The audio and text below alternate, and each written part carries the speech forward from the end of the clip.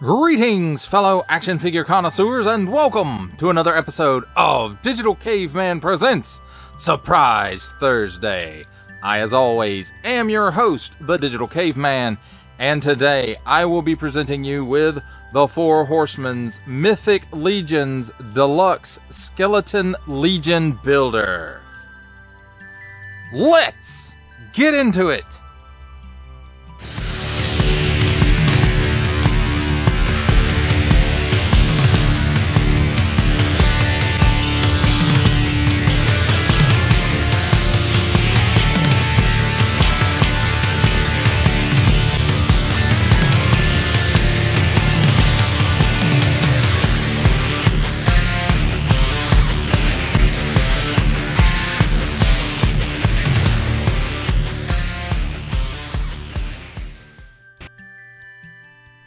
Let's start things off with a look at the packaging.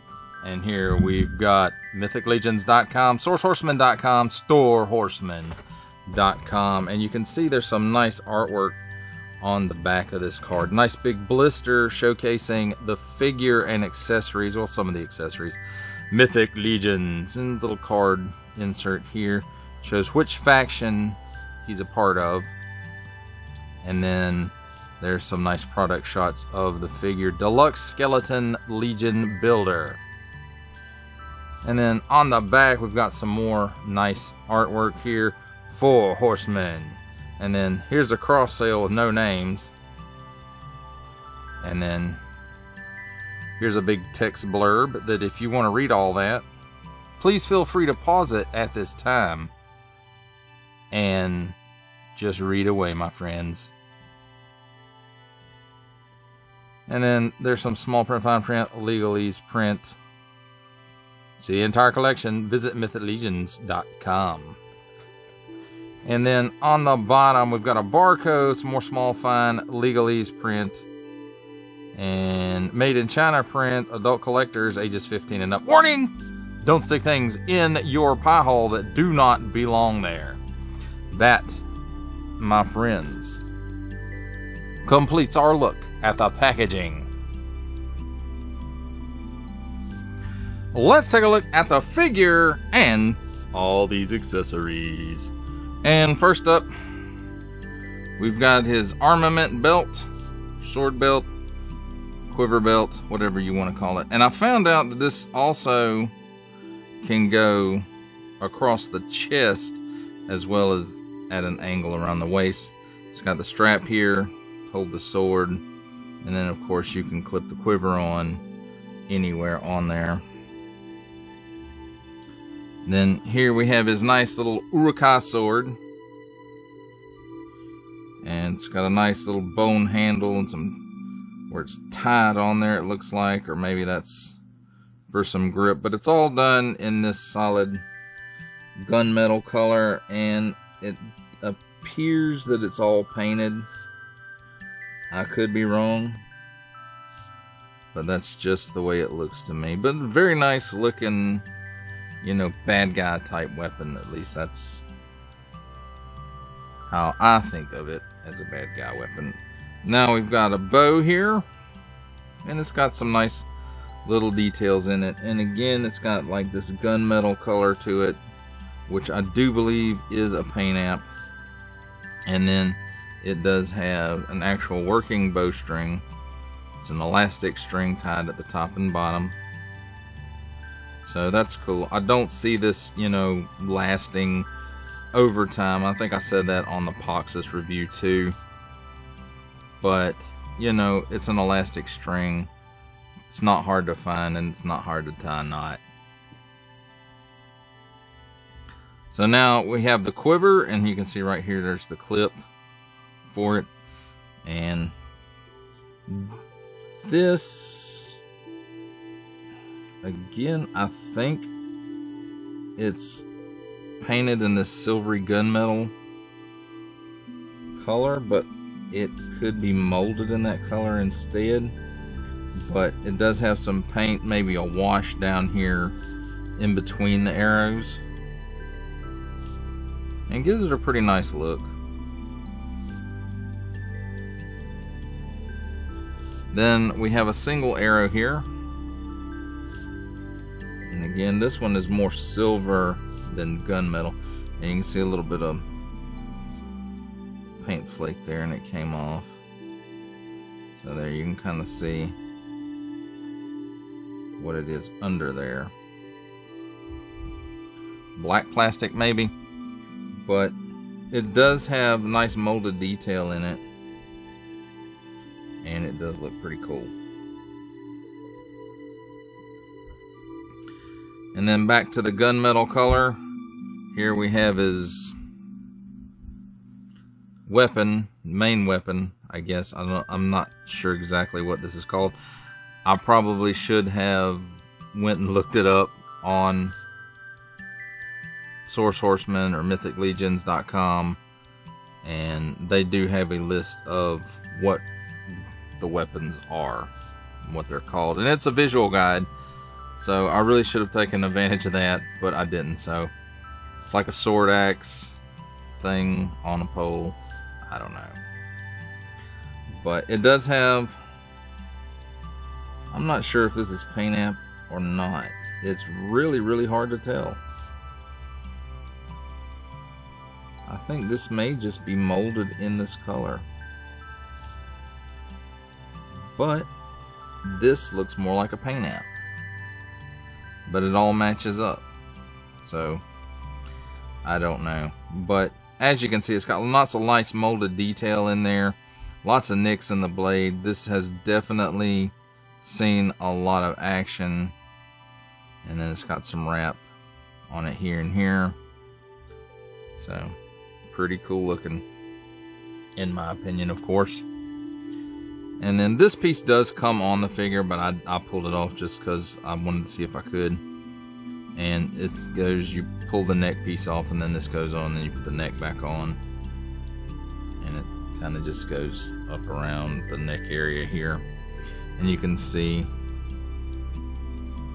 it's got a plug in it right here, on it, not in it. You plug it in. So there is that.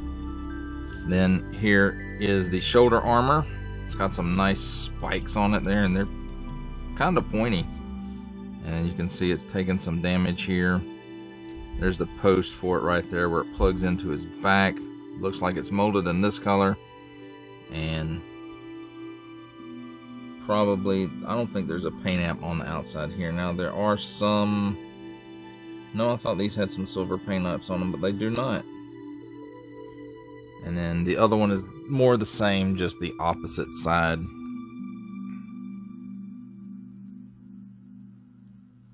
And then see, this looks like it's got paint marks on it. So it's hard, getting harder and harder for me to tell what's a paint app and what's not these days. They're being tricksy.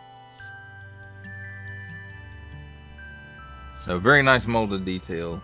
A lot of texture in there.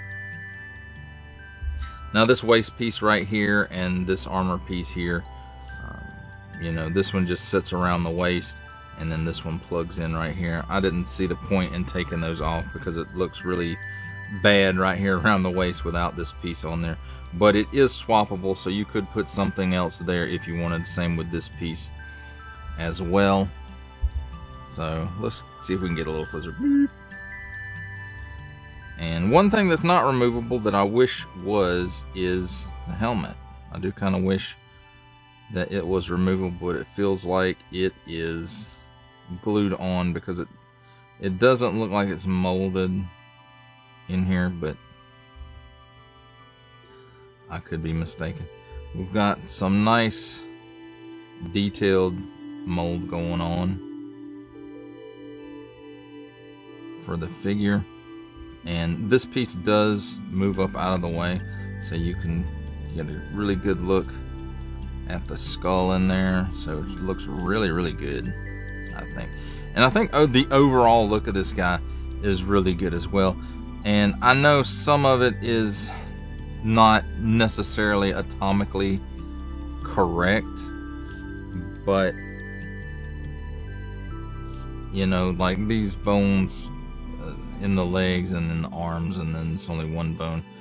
in the arm. So, you know, it's not necessarily anatomically correct because, you know, they're kind of big for bones, but also it could just be, you know, some saggy flesh on there and not just straight up bone as well. But, you know, you just have to take it or leave it. You know, either this is aesthetically okay to you or it's not. For me, I think it's okay, and it adds some stability to the build of the figure for the bones to be a little bit bigger. You don't have to worry about it necessarily breaking because some piece of it is too thin. And yes, I'm kind of referring to Storm Collectibles dead frame figures. That was just not a great time for me messing around with those figures, and still I feel like when I pick them up I'm gonna break them, and it's just not, it's not great. So I think this armor here, this chest piece, this whole chest piece is just reused from like one of the knights, the Golden Knight 2, and you know, some of the others that just wear these types of chest plates. And these pieces feel like they're just glued on here, and I think that's probably reused from somewhere else, as well as the gauntlets and the hands, and probably the boot piece as well as the foot, and this piece and this piece. So a lot of reuse going on here, and but you know, it's appropriate for this type of character. Oop. So, but I really do think it does have a lot of nice molded detail, and it's got some wash over the bones as well, just to kind of help them stand out and give it a little bit of a decayed look. Well, let's take a quick look at his articulation. He can look up that high, and of course he's just on a standard regular ball joint, no hinge in it or anything like that. He looks up that high. Oops. He looks down that low, and so he has no chicken neck. He does have a lot of waggle. He can do the full exorcist.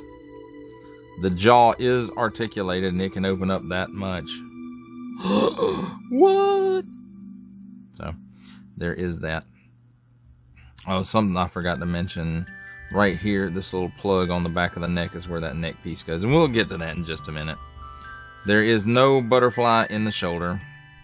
It will rotate a full 360 degrees there. If you lift this piece up a little bit to get it over this piece of the armor, he can lift his arm that high, which is well past 90 degrees. So that's pretty cool. Nothing in the bicep area. Single hinge and swivel at the elbow. Swivels around 360 degrees and gives you... we'll call that... no, I won't say we call that 90 degrees, but it looks like it might be slightly less. But it's close. So we've got a cut right here at the gauntlet for another 360 degrees of rotation. And at the... I was going to say the fist, but at the hand, it does have some rotation here, but the sculpt is blocking it from going a full 360 degrees. Now you've got at the waist, there's a cut. It's on a ball joint or a half dumbbell, whatever you want to call it. And it does give him all kinds of hula. He can spin 360 degrees. He can lean left and right. He can lean back that far and crunch forward that far. At the hips, let's see what he's got.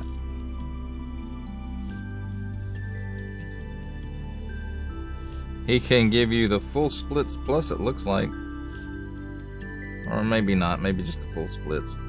So there is that. This is hindering it a little bit, but I don't think it's this piece. It's just this piece right here around the waist is raising up, and it'll only go up so far up the armor, so to speak. So that's pretty cool. he can kick forward that far, which is well past 90. Back like a mule. Single hinge and swivel at the knee, but it's a pinned knee. And the swivel is on the bottom because there's a pin that goes down that the lower leg connects to. So it will rotate 360 degrees. It will give you that much bend if you pop it off, but there you can see what I was talking about. The pin, and then there's the port, and it just plugs in there. But that also is a piece that can be swapped. So approximately 90 degrees worth of bend before it pops off. Then at the ankle, tilts down that far, tilts up that far, and forward facing pin for rocker. Now let's talk about the accessories a little bit more. So there's the head popped off, and then you can see just a standard ball joint there. This piece also pops off, and then you can put this piece on, and you can see there's the plug or the port. Here's the rectangular post, and it just slides right in there. And then once you have that in there, just pop this neck piece back on top of it, and then the head goes right back on there. And I keep putting the visor down. I'm going to have to adjust it every time I adjust anything on this. So here's the shoulder armor. Spikes are going to face the head. This is the post there. This is the port in the back for it. And you can see he's got that big rectangular port too, but I don't really have anything for him to go in that. So there's that shoulder piece, and you can leave it like that. You can put both of them on. You can put neither one of them on. Just depends on what you want your Legion to look like.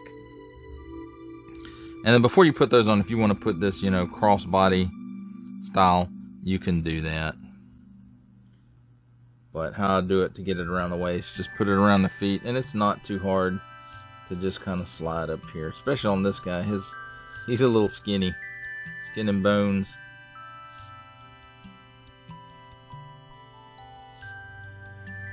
And then look, I said I could get it on there easy, and now I'm having problems with it. Of course, because I'm filming.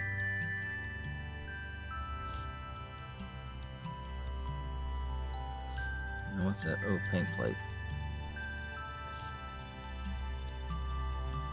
So there you go. Get that up, kind of around his waist. If that's where you want it, if you want it up around his shoulder,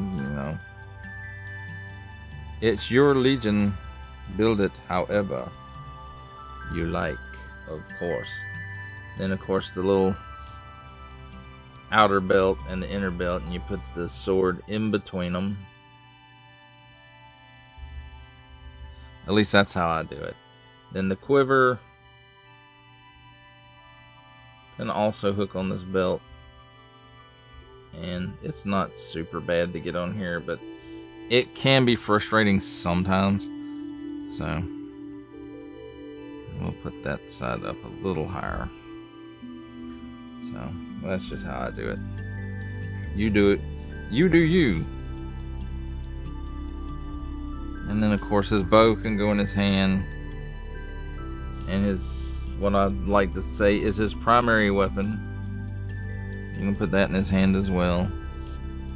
And then you have this arrow, which he can't really hold. He doesn't have an arrow knocking hand. I suppose you could take one of these and some flat clippers and clip the fingers apart and do it that way. But you can also, not necessarily for storage, but if you're using him for background, that's how that dude died and left his skeleton to rot in this evil cave. So there you have it, my friends. A look at the figure and his accessories.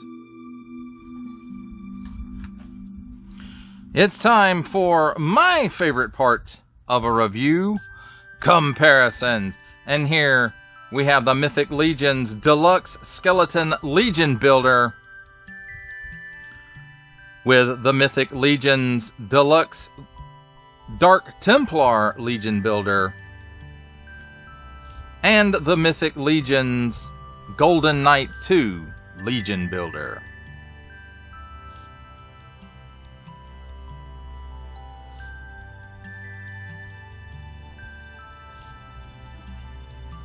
For our final set of comparisons, here we have the Mythic Legion's Deluxe Skeleton Legion Builder with, from the Marvel Legends series, making his cameo appearance, Stan the Man Lee. From G.I. Joe Classified series, the Hasbro Pulse exclusive Regal variant Cobra Commander. From Star Wars The Black series, the Archive Edition 501st Legion Clone Trooper. And for a 7-inch scale comparison, from the Masters of the Universe Masterverse line, the 40th Anniversary He-Man.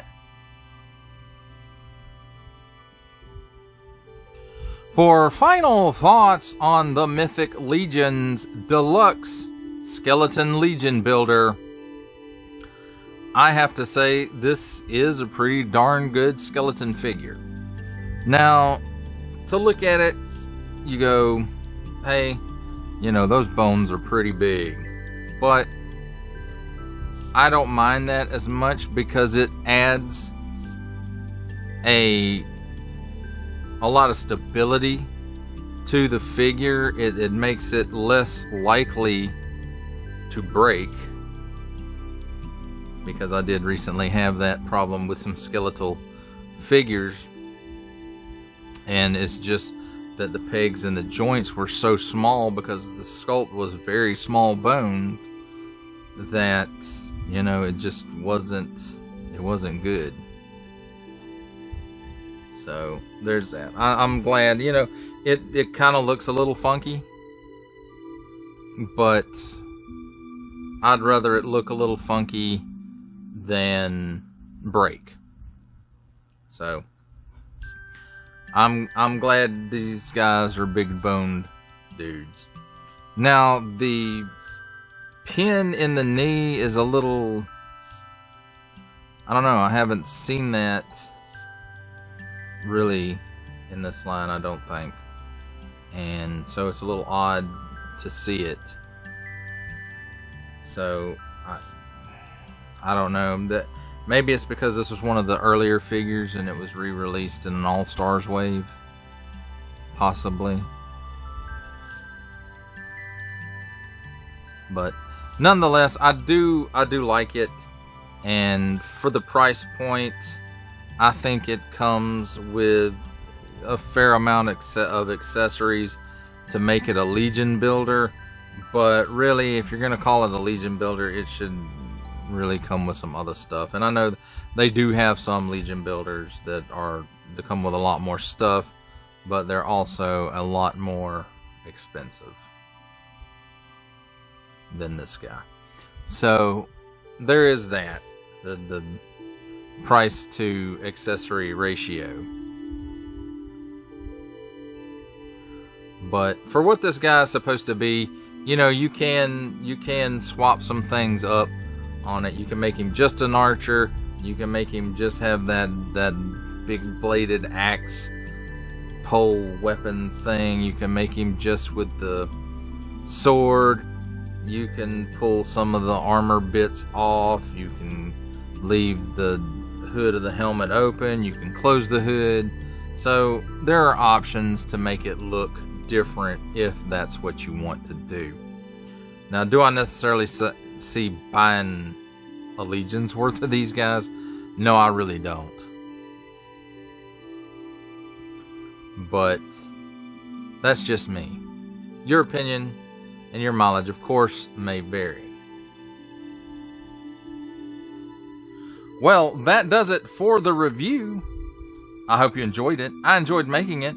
Only support from viewers like you make this programming possible.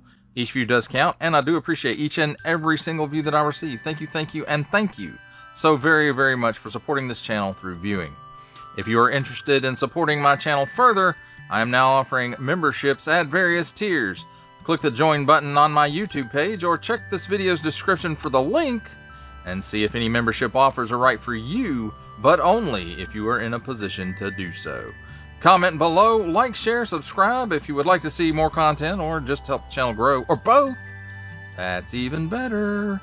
And don't forget to ding that bell so that in the future you will be notified as my new content becomes available.